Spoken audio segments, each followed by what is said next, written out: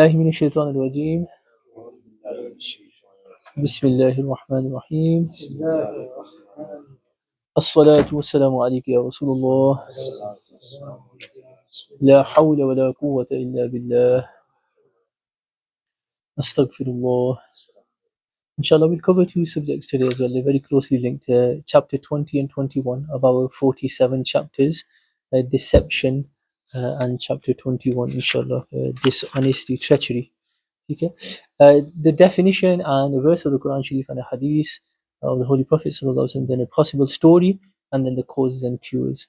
So deception, the definition of deception: to deceive means to perform a deed which sends a contradictory message to your genuine internal intention. Okay. So being two-faced, your intention something else, but you're giving an impression, giving your listener or your observer the impression which is different to what you actually intend. A blessed verse Allah Almighty declared in the glorious Quran, وَإِذْ يَمْكُرُ بِكَ الَّذِينَ كَفَرُوا لِيُثْبِتُوكَ أَوْ يَقْتُلُوكَ أَوْ يُخْرِجُوكَ وَيَمْكُرُونَ وَيَمْكُرُ اللَّهُ وَاللَّهُ خَيْرُ الْمَاكِرِينَ. And remember, O beloved, when the disbelievers were scheming against you to either imprison you or to assassinate you or to banish you. And they were scheming with their technique, and Allah was making His secret plan. And the secret plan of Allah is the best. Okay, so the non-Muslims were scheming to defeat the Muslim community, defeat the Sahaba, and Ma'azallah try to cause harm to the Holy Prophet ﷺ. But Allah Ta'ala said to His Habib, His beloved Prophet ﷺ, that I will save you from the conspiracies and the schemes and the plans of the disbelievers. We'll go straight to the tafsir. This refers to a particular incident narrated by Sayyidina Ibn Abbas, radiallahu anhuma, the companion of the Holy Prophet ﷺ. Some Quraysh infidels congregated in Darun Nadwa to consult about the beloved Prophet ﷺ. Disguised as an old man, the accursed Satan attended this meeting and introduced himself. I am an old man from Najd, from the Najd province of Arabia, which is a modern day sort of Riyadh area. I heard about this meeting and so decided to attend. Do not hide anything from me. I am your comrade and will assist you with my best intentions, my best suggestions. Following this introduction, he was welcomed in the meeting and the attendees began to exchange suggestions about the Holy Prophet sallallahu alaihi wasallam. Ma'azallah, it was a meeting secret meeting to plan harm against the Prophet alayhi salatu wasalam. Abu Bakhtari suggested, I suggest that we capture Muhammad sallallahu alaihi wasallam, lock him in a house, tie him securely and seal the door, leaving only one hole through which we should supply him with food and water at various intervals. Eventually he will, ma'azallah, perish there. The cursed devil, disguised as a Najdi old man, disapproved of the idea, and he responded, this is an awful suggestion. The news of his capture will spread. His friends will come and fight you before freeing him from your captivity. The other members agreed with the Najdi old man. Following this, Hisham ibn Amr stood and proposed, I suggest that you put him, Muhammad sallallahu alaihi wasallam, on a camel and exile him from our city. Whatever he does then onwards is not our concern. Rejecting this proposal too, the Najdi old man responded, this man has blown you away and astonished your wisest men, yet you suggest that we exile him to a different nation of people. Have you not witnessed his captivating speech and his eloquent and mesmerizing appeal? If you do this, then he will mesmerize the hearts of another nation and then make an alliance with them in order to defeat you. The congregation agreed with the Najdi old man. Then Abu Jahl stood with his suggestion. We should select a young man of grand lineage from each and every Qurayshi family, then arm them all with sharp swords to attack and kill him all at once. Ma'azallah. Bani Hashim will be unable to defeat all the Quraysh tribes. The worst case scenario is that we will have to pay for his blood, but that will be no problem for us. The accursed Satan approved of this suggestion, and delightfully commended Abu Jahl, and the others agreed with this proposal too. Sayyidina Jibreel alayhi salam appeared in the majestic court of the Holy Rasul sallallahu alayhi wasallam and informed him about the meeting before, advising the Holy Prophet sallallahu alayhi wasallam to refrain from spending the night in his resting place. So Hazrat Jibreel alayhi salam told the Prophet sallallahu alayhi wasallam about the secret meeting and said, please don't rest in your normal place tonight. As well as this, he informed him that Allah Almighty has granted him sallallahu alayhi wasallam permission to migrate to Medina Tayyibah. The beloved Rasul sallallahu alayhi wasallam instructed Sayyidina Ali radiallahu anhu to remain in his resting place that night and instructed, wear my mantle, you will have no problems. So that night, Nabi Pak alayhi salam had planned and had decided that he was going to leave Makkah and go to Medina Sharif because Makkah Sharif was not safe at that time. But he told Hazrat Ali radiallahu anhu, you wait here, you sleep and you stay, because there's things that I owe people, even though they were non-Muslims, the people of Makkah, but they trusted the Holy Prophet sallallahu alaihi wasallam, a man of a different faith to them, an individual of a different faith to them, and he had things that he wanted to give back and return to them. So even at that dangerous, life-threatening, in that situation, Huzur alayhi salatu wasallam is concerned about giving people back trusts, things that they've entrusted to him. Okay. And even if a non-Muslim, a non-believer gives you something to look after or trust of his money, then you owe it to, don't even betray the trust of a non-Muslim. Following this, the Holy Prophet ﷺ emerged from his home with a handful of dust. Whilst reciting, Inna ja'alna fi a'naqihim aghlala, he hurled the dust onto the eyes and the heads of all the enemies surrounding his home. They were all blinded and could not see our beloved Holy Prophet ﷺ. Following this, he ﷺ proceeded towards the cave of Thawr, accompanied by Sayyidina Abu Bakr Siddiq radiallahu anhu, leaving behind Sayyidina Ali radiallahu anhu in Makkah al-Mukarramah in order to return entrusted belongings to their owners. A team of idol worshippers kept the home of the Holy Prophet ﷺ under siege all night. When they launched their assassination attempt in the morning, they realized that it was Sayyidina Ali radiallahu anhu in front of them and the Holy Prophet ﷺ had left. They inquired from him about the whereabouts of the Holy Rasul sallallahu alaihi wasallam, but he, karramallahu ta'ala wajhul kareem, answered, I do not know. Subsequently, they set out in pursuit of the Holy Prophet sallallahu alaihi wasallam. On reaching the cave, they noticed that the entrance of the cave was covered with cobwebs, so they assumed that if their target had entered the cave, the webs would have been broken. The Holy Prophet ﷺ remained inside that cave for 3 days before advancing towards Medina Tayyibah. So this is the background, the Ayat Karima, the verse that we read on page 151, which says that they scheme, O beloved Prophet. If having that whole story in mind, now read the verse of the Quran again after hearing this whole story. Allah Ta'ala says, and remember, O beloved, when the disbelievers were scheming against you to either imprison you or to assassinate you or to banish you, and they were scheming with their technique, and Allah was making his secret plan, and the secret plan of Allah is the best. So that was, that whole story was the background to the revelation of this ayah. Oh beloved Mahbub, and people, so generally in our lives, people are always going to be plotting against us. You got enemies, you got people, you don't even realize who's jealous of you sometimes. There's someone, if someone's jealous of your success or your happiness or your anything about you, they're not going to announce, or they will have jealousy. They're not going to write it on their forehead. Okay. But if we know that our plans to defend ourselves, put them to one side. As long as we've got taqwa and sabr, Allah Pak will let Allah Ta'ala deal. Trust your, trust Allah Ta'ala to make the plans and the scheme and the conspiracies and the political traps that your enemies are setting for you.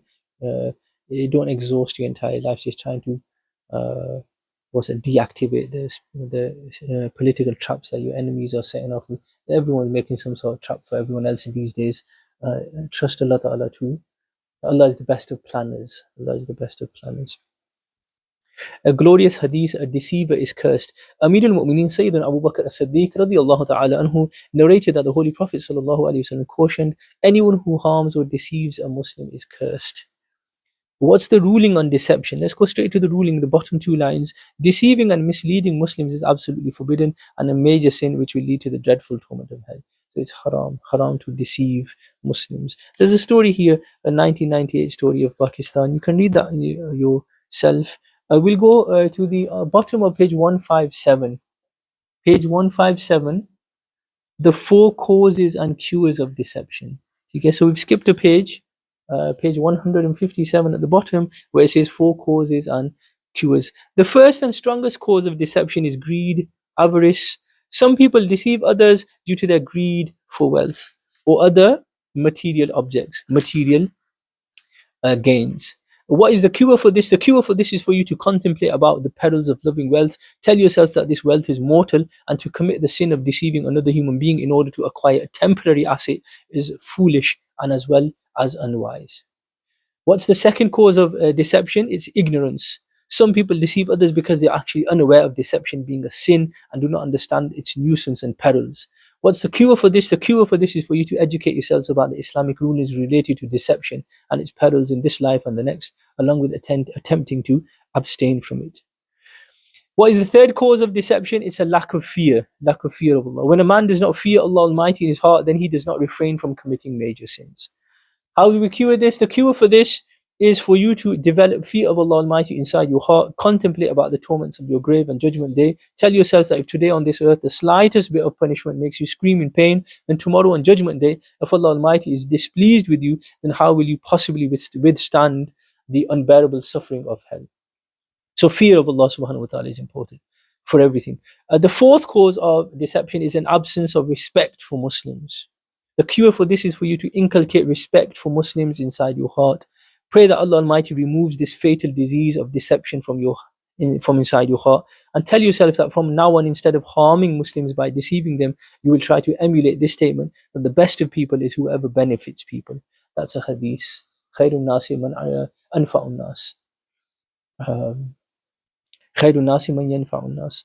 The best of people is the one who benefits people. That's a hadith of the Prophet sallallahu alaihi wasallam. So in order for us to avoid deception, we have to take greed from outside of our hearts, number one. Number two is we have to educate ourselves, not be ignorant. Number three is be afraid of Allah subhanahu wa ta'ala and displeasing him. And number four is respect Muslims. It's when a person doesn't respect Muslims and belittles them, he thinks, oh, there's nothing, even if I harm them or destroy someone's life, he's not bothered. Some people are just insensitive and inconsiderate, aren't they? They're not bothered about.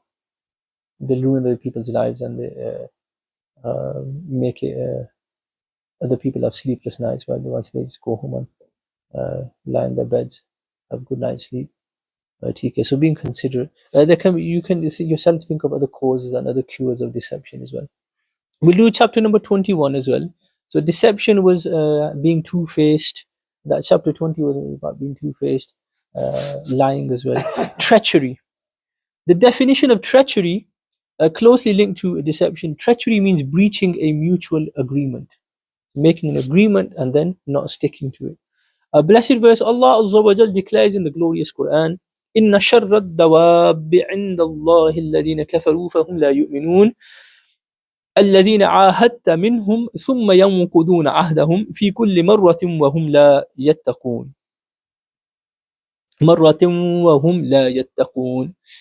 Indeed, the worst animals, according to Allah, are those people. So the people who disbelieve and do not accept faith, they are worse. They're the worst. They are those with whom you made a pact. They then break their covenant, their agreement each time, and they do not fear. Okay, so Allah Ta'ala talks about people who repeatedly break their promises. And let's go to the tafsir of this verse. Indeed, the worst beasts. And the following verses were revealed regarding the Jews of the Bani Qurayza tribe who had established a pact with the Holy Prophet ﷺ to refrain from fighting against the Muslims or aid any army that intended to fight against the Muslims. Okay, so there was agreement with this non-Muslim community. You're not going to fight the Muslims, and they agreed, you're not going to fight us, we're not going to fight you, and we're not going to help each other we're not going to help other armies to fight each other. They breached this agreement by supplying weapons to some polytheists of Mecca who waged war against the Holy Prophet ﷺ. The Jews apologized. The Jews were the ones who made that pact. They were the ones who broke it. They apologized to the Sublime Rasul ﷺ and fabricated the excuse that they had forgotten about the pact. They made an excuse. And that they had made a mistake. A second pact agreement was negotiated, but that too was breached. Thereafter, Allah Almighty declared those people to be the worst of all animals. Since disbelievers are the worst of animals anyway, and on top of being disbelievers, if they are also dishonest, then this is an even more despicable act. The eminent scholar explains the words "and do not fear" as follows: they do not fear Allah Almighty or the unfortunate consequences of breaching pacts, nor are they ashamed of disobeying Him, even though treachery is a shameless crime in the eyes of any intelligent human being. And nobody trusts a dishonest individual. If his shamelessness reaches this degree, then there is no doubt that he is worse than animals. Okay. Sallu ala al-Habib, sallallahu ta'ala ala Muhammad sallallahu alayhi wa sallam. So the Jews with the Holy Prophet they'd make a pact, they'd break it, then they make another, they'd apologize and they make it again, and then they'd break it again. Because some people are just that kind of treachery on that level. makes a person like worse than animals. Glorious hadith, a treacherous man is cursed. Sayyidina Abdullah ibn Umar radiallahu anhu narrated that the Holy Prophet sallallahu alaihi wasallam warned, any Muslim who breaches agreements and promises is cursed by Allah, his angels, Allah's angels, and all humans. So cursed by Allah and cursed by the angels, cursed by all humans. Furthermore, no obligatory or voluntary nafal that he does shall be accepted.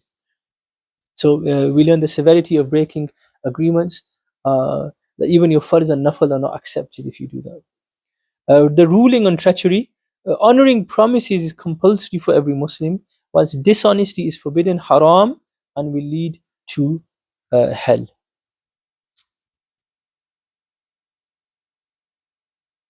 Okay.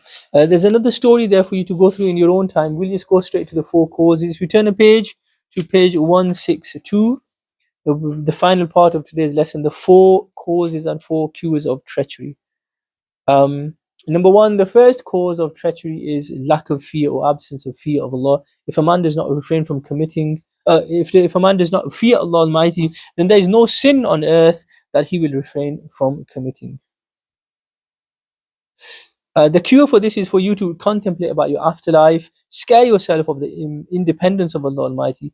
Allah doesn't need anyone. Contemplate about your death and inculcate this Madani mindset inside yourself. Allah forbid, tomorrow on Judgment Day, due to this treachery, if Allah Almighty is displeased with me, then what will I do?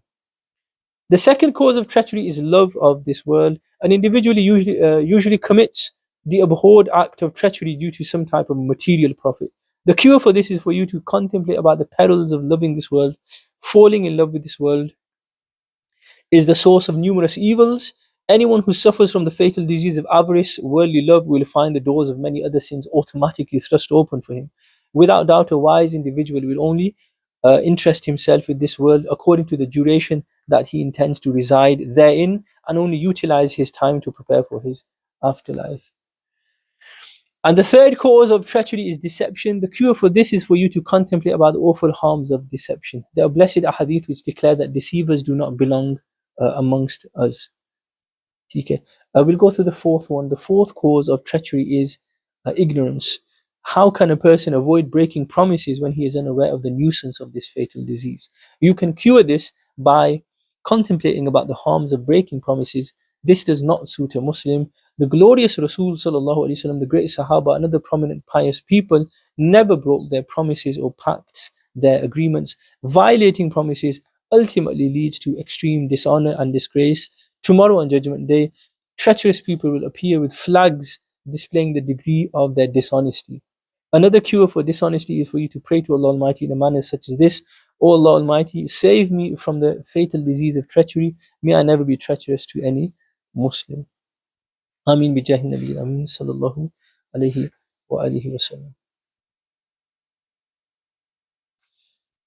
So the four causes, four cures to fear Allah Ta'ala, to remove the love of the dunya from our hearts, to not deceive people, and to educate ourselves again. Similar cures. Jazakallahu khairan. La hawla wa la quwwata illa billah al-ali al-azim. Astaghfirullah. Jazakallah for attending, brothers. We've covered two more chapters. Chapter 20 and 21, deception and treachery, we've covered today.